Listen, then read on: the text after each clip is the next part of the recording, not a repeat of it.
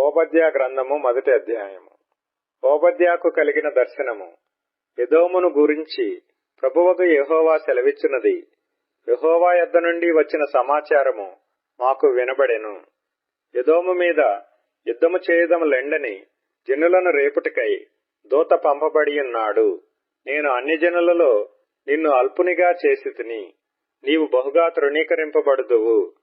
అత్యున్నతమైన పర్వతముల మీద ఆసీనుడివై ఉండి కొండ సందులలో నివసించువాడా, నన్ను క్రిందికి పడద్రోయగలవాడెవడని అనుకొనువాడా, నీ హృదయపు గర్వము చేత నీవు మోసపోతివి.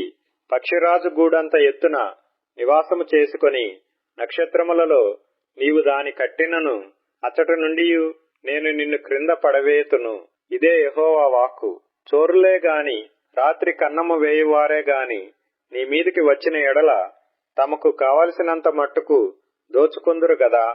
ద్రాక్ష పండ్లను ఏరువారు నీ యొద్దకు వచ్చిన ఎడల పరిగే ఏరుకొను వారికి కొంత ఎండనిత్తురు గదా. నిన్ను చూడగా నీవు బొత్తిగా చెడిపోయి ఉన్నావు. ఏశావు సంతతి వారి సొమ్ము సోదా చూడబడును. వారు దాచిపెట్టిన ధనమంతయు పట్టబడును. నీతో సంధి చేసిన వారు నిన్ను తమ సరిహద్దు వరకు పంపివేయుదురు. నీతో సమాధానముగా ఉన్నవారు నిన్ను మోసపుచ్చి నీకు బలాత్కారము చేయుదురు. వారు నీ అన్నము తిని నీ కొరకు ఉరియొడ్డుదురు. ఎదోమునకు వివేచన లేకపోయెను. ఆ దినమందు ఏశావు పర్వతములలో వివేచన లేకపోవునట్లు ఎదోములో నుండి జ్ఞానులను నాశనము చేతును. ఇదే యెహోవా వాక్కు. తేమాను నీ బలాఢ్యులు విస్మయమొందుదురు.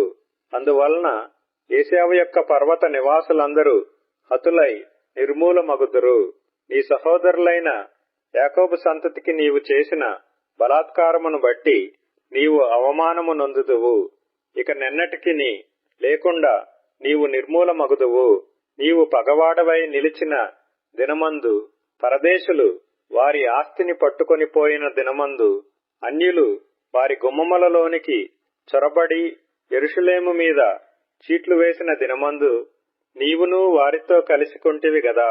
నీ సహోదరుని శ్రమానుభవ దినము చూచి నీవు ఆనందమొంద తగదు. యూదావారి నాశన దినమున వారి స్థితిని చూచి నీవు సంతోషింపతగదు.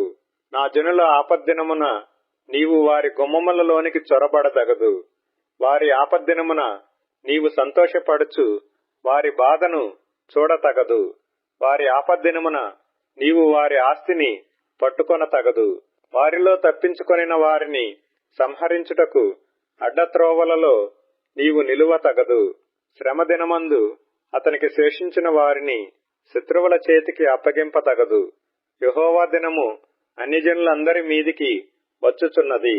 అప్పుడు నీవు చేసినట్టే నీకును చేయబడును.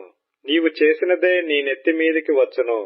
మీరు నా పరిశుద్ధమైన కొండ మీద త్రాగినట్లు అన్యజనులందరూ నిత్యము త్రాగుదురు. తాము ఇక నెన్నడూ నుండని వారైనట్లు వారేమీయూ మిగులకుండా త్రాగుదురు. అయితే సీయోను కొండ ప్రతిష్ఠితమగును. తప్పించుకొనిన వారు దాని మీద నివసింతురు. యాకోబు సంతతి వారు తమ స్వాస్థ్యములను స్వతంత్రించుకొందురు.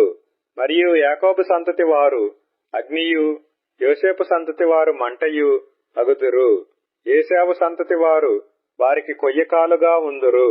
ఏశావు సంతతి వారిలో ఎవడనూ తప్పించుకొనకుండా యోసేపు సంతతి వారు వారిలో మండి వారిని కాల్చుదురు. యెహోవా మాట ఇచ్చి ఉన్నాడు. దక్షిణ దిక్కున నివసించువారు ఏశావు యొక్క పర్వతమును స్వతంత్రించుకొందురు. మైదానమందుండు వారు ఫిలిష్తీల దేశమును స్వతంత్రించుకొందురు. మరియు ఎఫ్రాయిమీల భూములను షోమ్రోనునకు చేరిన పొలమును వారు స్వతంత్రించుకొందురు. బెన్యామీనీయులు గిలాదు దేశమును స్వతంత్రించుకొందురు. మరియు ఇశ్రాయేలీల దండు అనగా వారిలో చెరబట్టబడిన వారు సారెపతు వరకు కనానీయుల దేశమును స్వతంత్రించుకొందురు. యెరూషలేము వారిలో చెరపట్టబడి సెఫారాదునకు పోయిన వారు దక్షిణ దేశపు పట్టణములను స్వతంత్రించుకొందురు. మరియు ఏశావు యొక్క కొండకు తీర్పు తీర్చుటకై సీయోను కొండ మీద రక్షకులు పుట్టుదురు. అప్పుడు రాజ్యము యెహోవాది యగును.